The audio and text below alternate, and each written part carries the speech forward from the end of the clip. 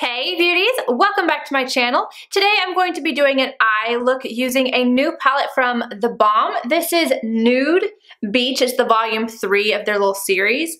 This is what it looks like right here. Absolutely gorgeous. They sent this to me. I love them. And this guy right here, a few of these shades remind me of the ones that are in the new Urban Decay Heat palette.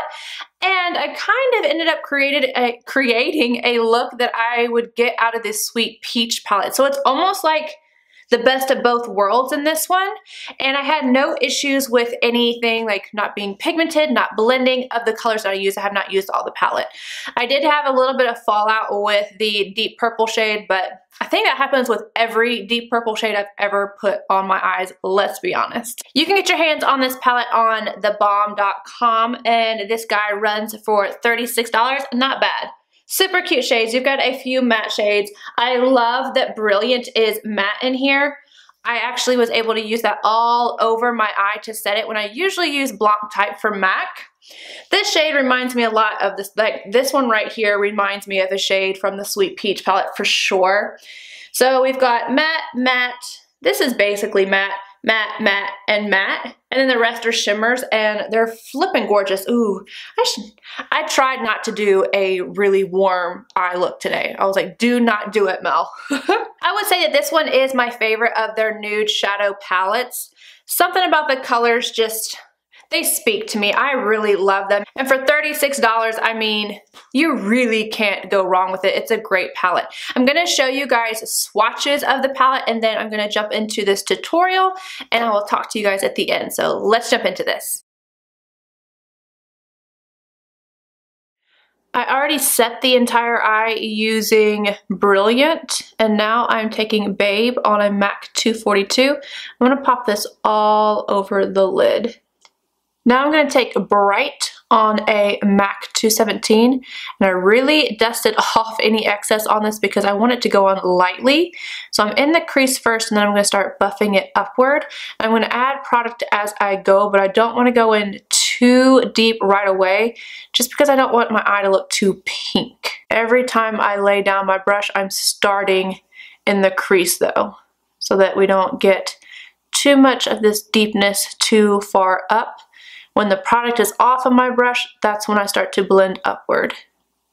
Same brush, and now I'm taking Bold. I'm going to deepen up the crease, and the crease only. MAC 221 and Buff, and I'm just going to go this very lightly around the edges.